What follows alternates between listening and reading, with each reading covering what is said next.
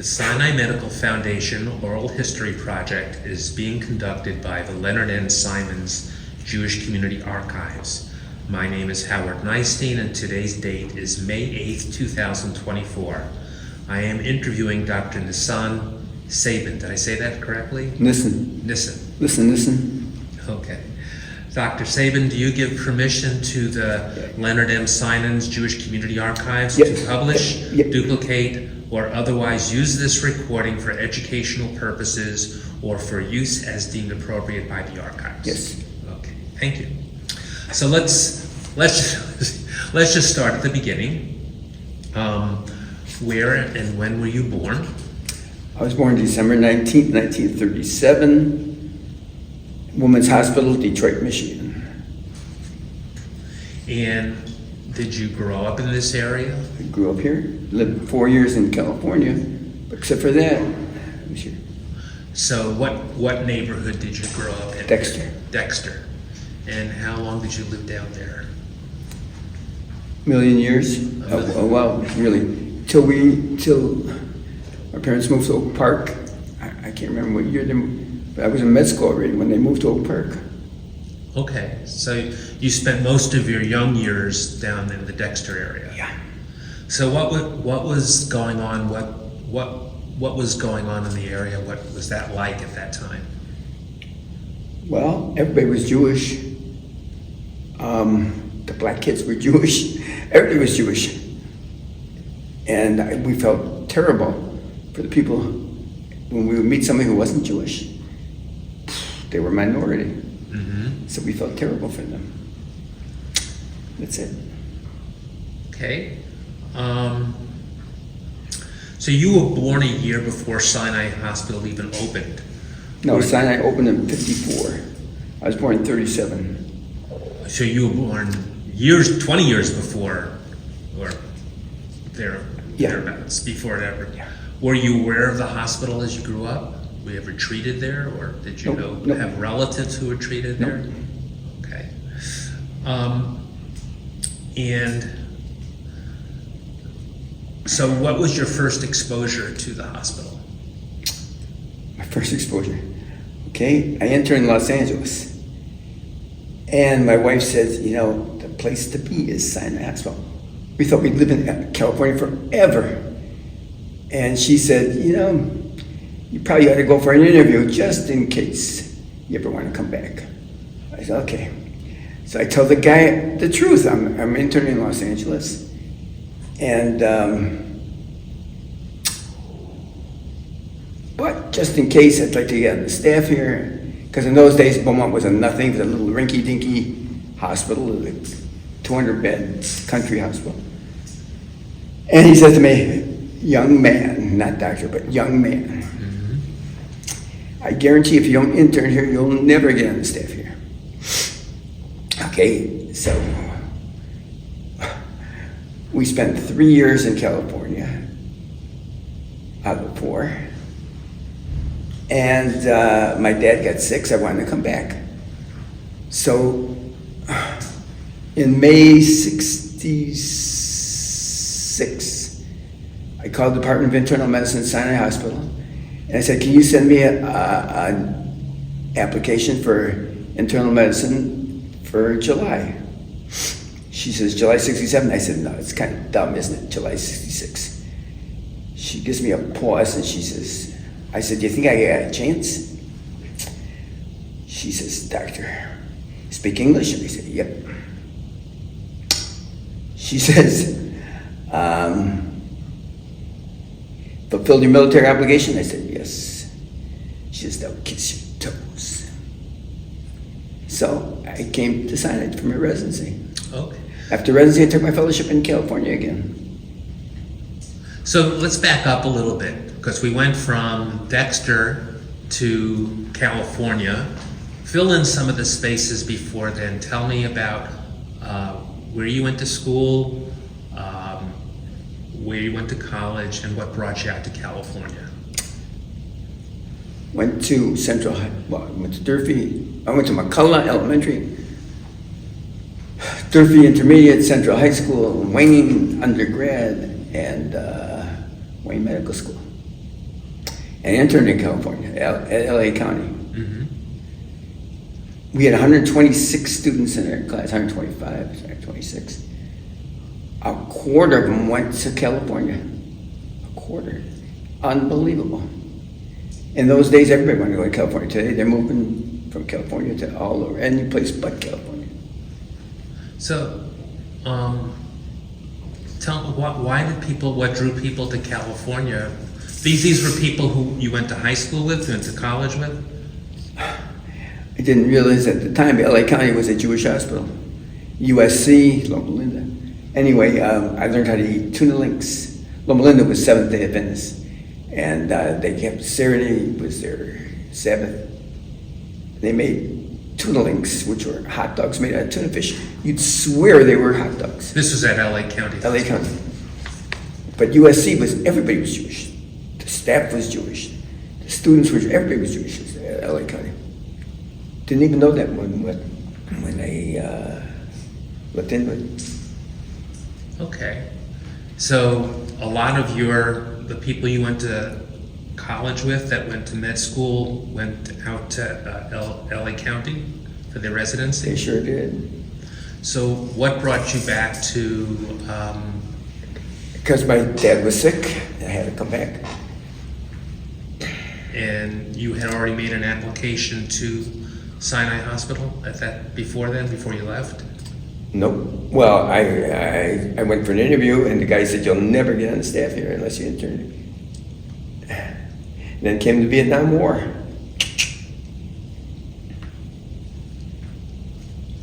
And then, how did that feed into all of this? How did the Vietnam War? Yeah, I mean, I'm just trying to get a sequence of your The Vietnam War wiped out the Americans. It wiped them out. Because if you were a doctor, you had to go into the military. Mm-hmm. You weren't even born, probably, when I was guarding your country. Probably not. Probably not.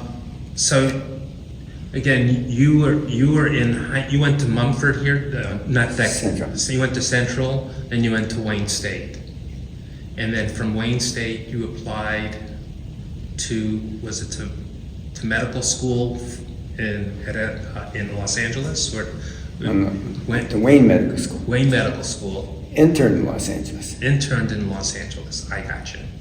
So you were an intern in Los Angeles for 4 years? 1 year. 1 year. And Then I went into the military. I guarded our country for 2 years. And then I went back here for my internal residency at Sinai. And then I went back for my renal fellowship to LA again. so, in all of this, what initially inspired you to even pursue medicine, to go and become a doctor? That's easy. Okay. I had a part-time job, high school, college. Michigan Mortgage Corporation, I was the office boy. And the guy gave me $25 for cleaning up after the Christmas party on the 22nd floor. I thought I was there all by myself. It was a mess. Okay? So by now I'm in college, I'm pre-law, and I hear, somebody's crying. I go over, and it's the corporate counsel of Michigan Mortgage, Julie Klein. This is the 50s. He says, I said, Mr. Klein, can I help you? Kid, I make 150 big ones a year, and all I do is screw people. Never become a lawyer. I said, okay, I was pre-law. So that's the end of pre-law. He went to jail, by the way, the next year he went to jail for FHA fraud. Then I decided to become pre-dent. Well, in order to become a dentist, you gotta carve the chalk. They give you a thick piece of chalk. And they break all the chalk. So one of my friends comes up to me and he says, Nison, I don't think I'm gonna be a dentist. I keep breaking the chalk. I said, me too. He says, what if we take the MedCats? I said, what's that for? He says, the medical school. In those days, nobody studied for the MedCats. You just went in, you took them. passed them, and I wound up in medical school. And you chose to go to Wayne State at the time? Nope. My father said to me, you can go to any college you want. Any place you want, as long as the Dexter bus goes there. So, we were very rich. Uh-huh. And how was med school at that time? What was the atmosphere like then? It was terrible. They treated us like dirt. The first year I hated medical school. Second year I tolerated medical school. Third and fourth year, they were okay. They were not bad. They used to yell at us, scream at us, tell us how stupid we were never going to graduate. The old European method. And that was what it was like. Couldn't stand it. Oh. But you wanted to continue to being a doctor. I would talk to real doctors, and they all seemed to be happy. They didn't complain at all. None of the real doctors. So I figured I'll check it out. We had guys, smart guys, they just quit. They couldn't stand it. Being yelled at, screamed at, they couldn't stand it. And was there an area of specialty that you chose at that time? Yeah, I was a nephrologist. I did kidney stuff. Was this when you were in LA County, or did you already know that when you were in medical school? No. In LA County, I went back after I finished my residency at Sinai in internal medicine. Then I went back to LA County and I took a renal fellowship. Okay. So, and then you came back here after 4 years, and you went to do your residency in Sinai? Nope, did my residency before my fellowship. Okay. So you joined Sinai after your fellowship? Yes.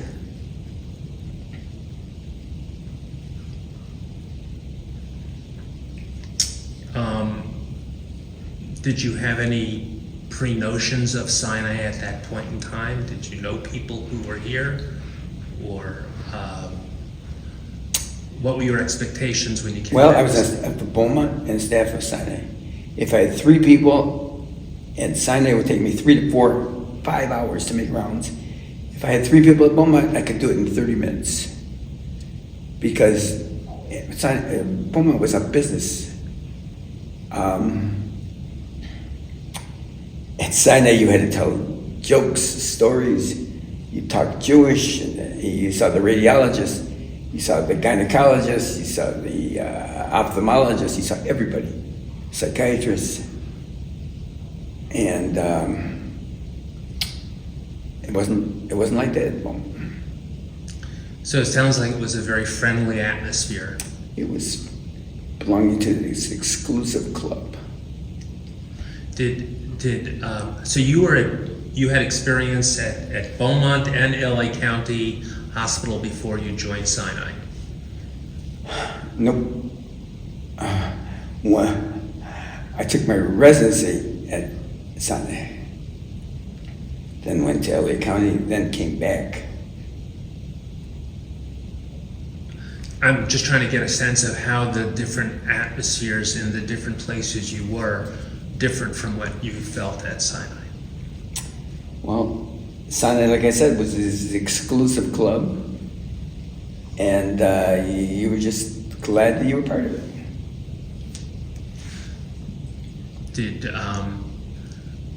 Were the other doctors who were at Sinai when you were there, were they also from the Detroit area, or were they from all over? Most of them. Some of them were from out of town, but most of them were from the Detroit area. Did you know others that were there from when you grew up, or from the Dexter area? Were there other people who you knew at Sinai before you started your residency there? Not really, no. So you were new to it yourself? Yes. Okay.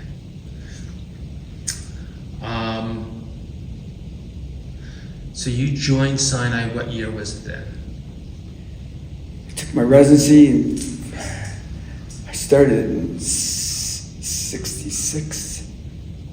It must have started in July '66. I think so. Okay. And then you finished your residency, you came back. Then I went to LA and took my renal fellowship. And then I came back to Sinai. 69, 70, I don't know, 69 must have been. Mm-hmm. And I went into practice. You had a private practice? I sure did. And where was that? My private practice?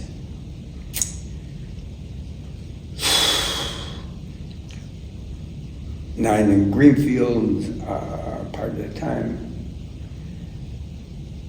one of the other renal guys was Harry Cashton, and he called me and he said, "Becker's put me in the hospital. I got a little bit of heart failure. Will you cover my practice?" He died. He just died. So his office was on 6 Mile Road, so I tried to cover his office and from 6 Mile Road. And I was robbed 3 times, even in those days. So I called his wife, I said, "I'm getting out of here."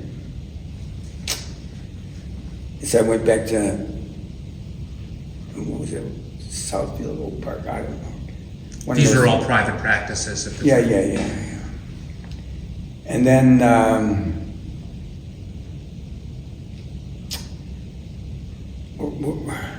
trying to think where the hell I was at. I was all over the place, but always in the Northwest area. Mm-hmm. And your connection to Sinai during this period was as a referral, as an attendee? I was an attending. And has that been basically the relationship you had with Sinai through the years? Yes. The answer is, well, except for my residency, yes, I was an attending. Okay. So not being a medical person, tell me, how does that work in terms of a private practice and the hospital? I mean, why would you choose to be in a private practice as opposed to being at the hospital? Private practice gave you a lot of flexibility. We had 5 guys. We never had an argument with 5 guys for 25 years. We never had an argument. We used to have nighttime meetings. So in 1984, I think it was. Yeah, 1984. Must have been. We had a nighttime meeting, and one of my partners comes, he says, "I had lunch today with Irving Shapiro, who was the CEO at that time." Of Sinai. Of Sinai. And he says, he wants to buy our practice. Well, how much does he offer? $300,000. So one of the other guys, Larry Mendelson, said, $300,000 split 5 ways, 60. You want me to lose my independence for $60,000? And Michael said, "Per doctor." He says, "Schmuck, what do you stand there for? Call him. Don't forget, in 1984, figure what $300,000 was. That was a lot of money. It was a lot of money. And then the next day, they gave us back our practices. They just, with the stipulation that we stay at Sinai instead of going to Beaumont. So we said, "We'll stay at Sinai. What do we care, for that kind of money?" So we stayed at Sinai. So it was financially advantageous to you to remain connected to Sinai as an attending. It was. And was your whole practice nephrology, or is it? No. In the hospital, my practice was nephrology. In the office, I would take care of hangnails, ulcers, diabetes, anything in the office. But who was in the office? I would see 5, 6, 7 people. 7 was the most people I would see a day. Today, doctors see 20, 25. They don't go to the hospital. So who were my patients in the office? They were friends, relatives, neighbors. That's it. And so you saw patients at the hospital, and you saw mostly people you knew. Yeah, most of the people I knew in the office. In the hospital, I did consults. I did the kidney consults. We did all the dialysis. So tell me a little bit about the changes that you saw at Sinai Hospital during the time you were connected there. The changes. Mount Carmel was about a block away. That was the Catholic hospital. Towards the end, they incorporated Mount Carmel.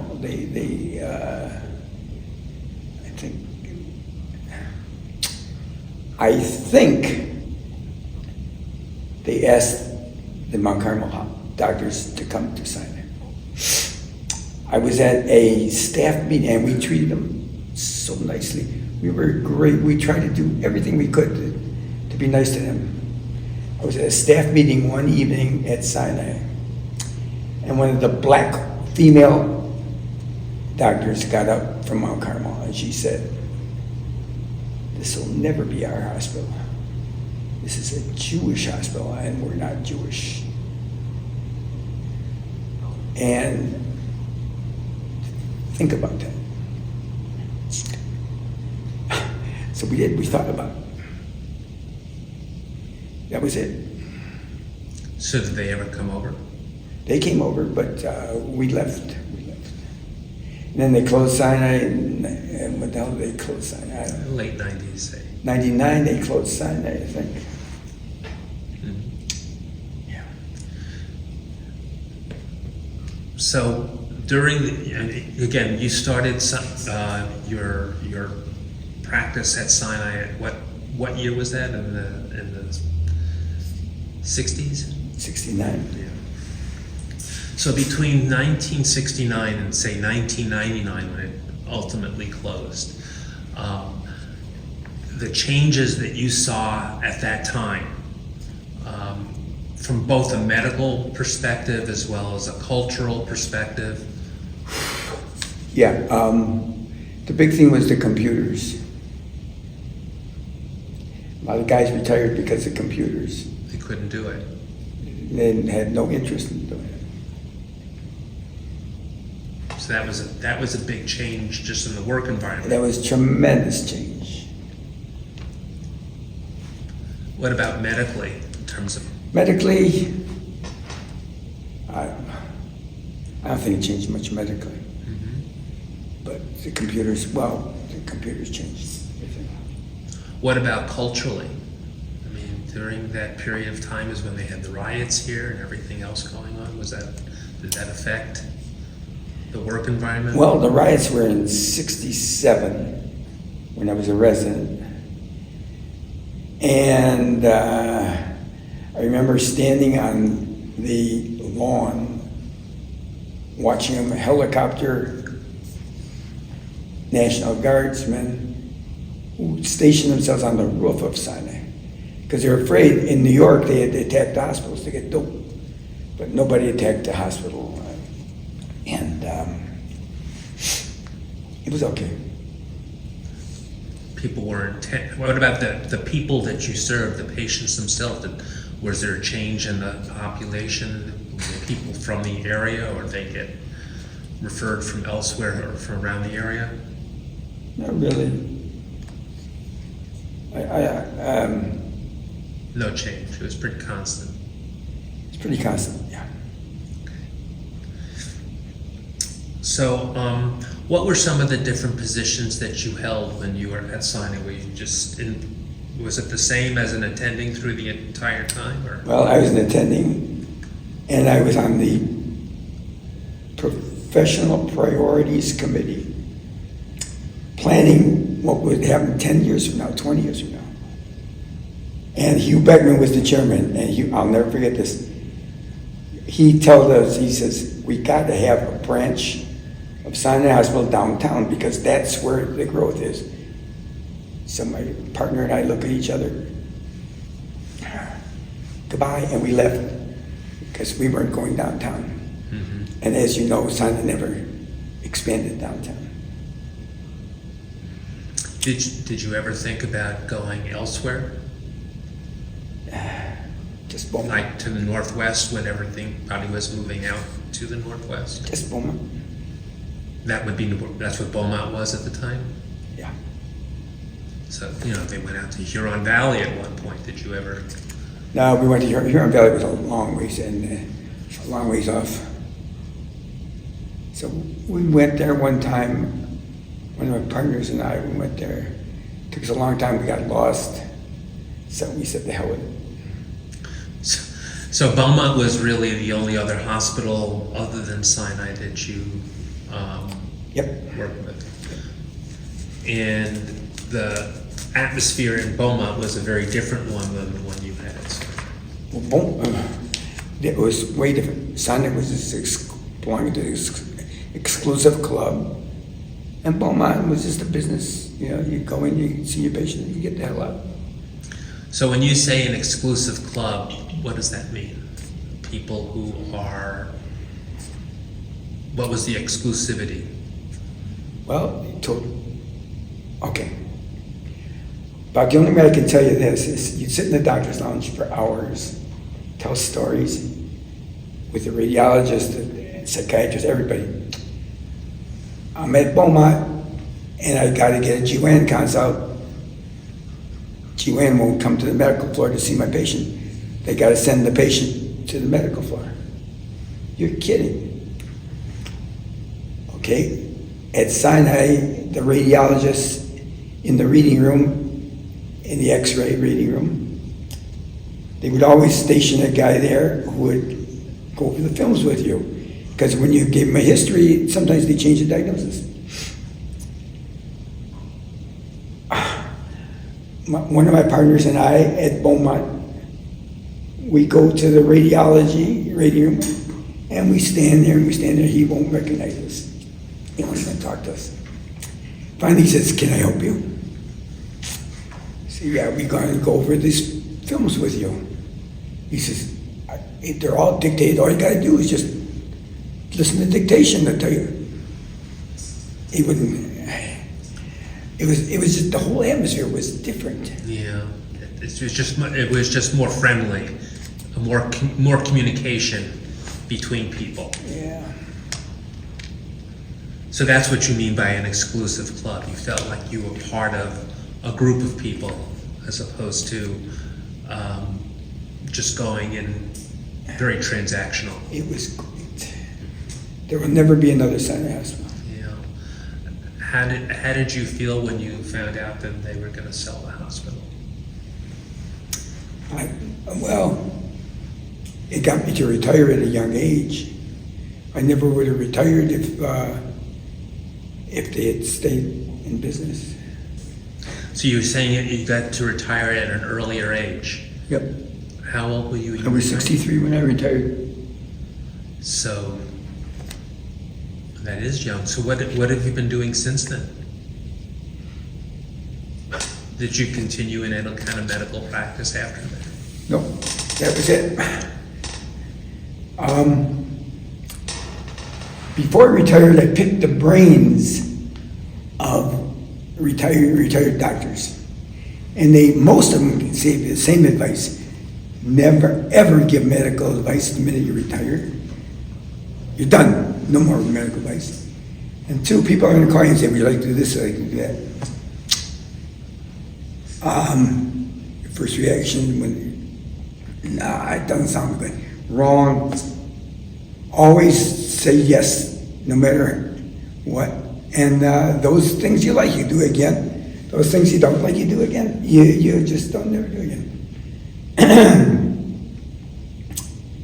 So a guy calls me, one of my former patients, and he says, "How would you like to participate in the discussion group?"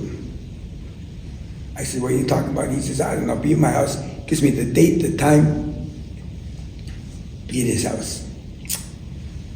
Jerry, myself, and 4 other guys show up. The speaker talks to us for an hour. He's from New York. He's a nationally known guy, Theodore Rubin. When we're all done, I said, "Jerry, how did you get this nationally known?" He wrote the book Dave and Lisa, which I read. He wrote the movie. I saw the movie. I said, how'd you get this guy, nationally known guy, to come and talk to 6 guys? He says, well, even in New York, they know about Jerry Grumman. I said, cut the bullshit. How'd you get a guy? He says, do I have to tell you? Oh, of course he's got to tell me now. He says, Machutin. He wanted to see the grandkids, so Jerry tells him, you know, if you give the talk, you can deduct the whole trip. Okay, so that's what then. So after that, we had this discussion group, and we built it up to 250 guys. Wow. From 6 to 250. It was fun. At the end of 2 years, he says to me, I'm moving to Florida full time, take over. So I took over. I did it for 20 years, and I never did it again. That was it. I turned over to Paul Lieberman now. Okay. So when you look back now at your experience at Sinai Hospital, what are the things that stand out the most to you at this point? It was an honor to be on the staff of Sinai. That's the most important thing. What are some of the things that contribute to that? What made it such an honor? What made it such an honor? I can't really say. It was just the whole atmosphere. It was just fun.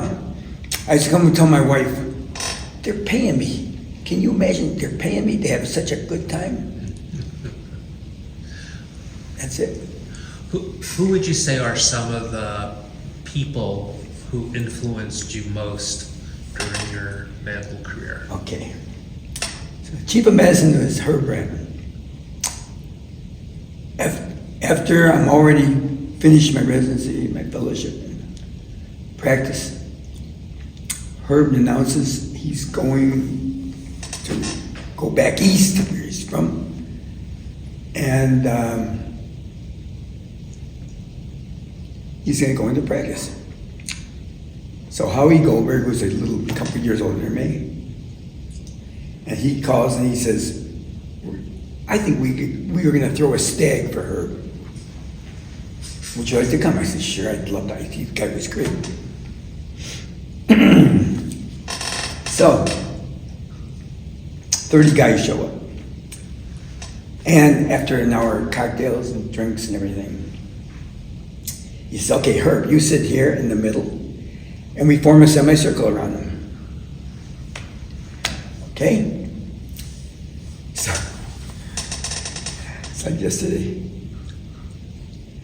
He said, Herb, you went to Harvard, you're a National NIH, National Institute of Health Fellow, you're in the Navy, then they drafted you again in the Army, then they drafted you again in the Air Force.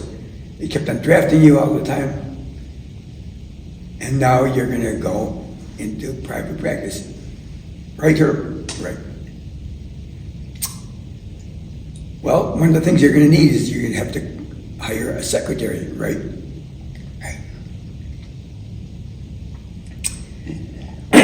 So he says, Herbs, your secretary is going to say, when people call, may I tell Dr. Ravin what the problem is? That way he'll know how much time to book out for you. Right, Herb? Right. Okay. Herb, Mr. Cohen's going to call. And he's going to, and your secretary's going to say, what's the problem? And he's going to say, the problem, my finger hurts. Okay, Herb, how much time are you going to block out for this guy, Mr. Cohen, with the sore finger? So, I don't know, 5 minutes, 10 minutes? Herb, you're behind. You're an hour behind already. Really? Oh, why am I so behind? He's impotent. That's easy to tell you. He's easy to tell your secretary. He's impotent? Come on. He says his finger hurts. We cracked up. We could not stop laughing. One time Herb calls me and he says, Nison, they're going to, how'd you like to come to a dinner with me? And for UJA, and the speakers are usually great. I said, sure. So I go with him to the dinner, and the guy somebody gives a speech, and he says, okay, you know what you're here for. You know what we're all here. Who's gonna call out your pledges? This little Jewish guy stands up with a real thick accent, and he says, last year was a terrible year for business. And the radio's louder, louder. He says, last year was a terrible year for business. But Becky and I, we believe in the UJA, United Jewish Appeal. We pledge $149,000. I said, did he say $149,000? Yes, he did. Why didn't he just say 150? He says, because listen, you'll remember this for the rest of your life, $149,000. If he would have said 150, you never would have remembered it. That was Herb. So, and your relationship with Herb, he was the Chief of Medicine. Chief of Medicine, and you reported to him, or just a colleague, or just a friend? Well, he became a friend. Yeah, but he was the chief. Was there anyone else that stands out in your mind as Charlie McEwen. Charlie McEwen was the associate chief. Charlie died. He was really young. He died. I don't know. Okay. Is there anything else that we haven't covered that you'd like to talk about based on your experience there? Yeah, I told you I retired when I was really young. Yeah. And my wife, she made it, my retirement, really great. For about the whole first year after I retired, we'd be together, and a woman, no man ever did this, but a woman would come up to her and say, you know, I was chopped liver, they just ignore me. I hear Nison retired. Yes, he did. I would never let my husband retire. I didn't marry him to have lunch with him. And she'd say, Doreen would say to them, you know,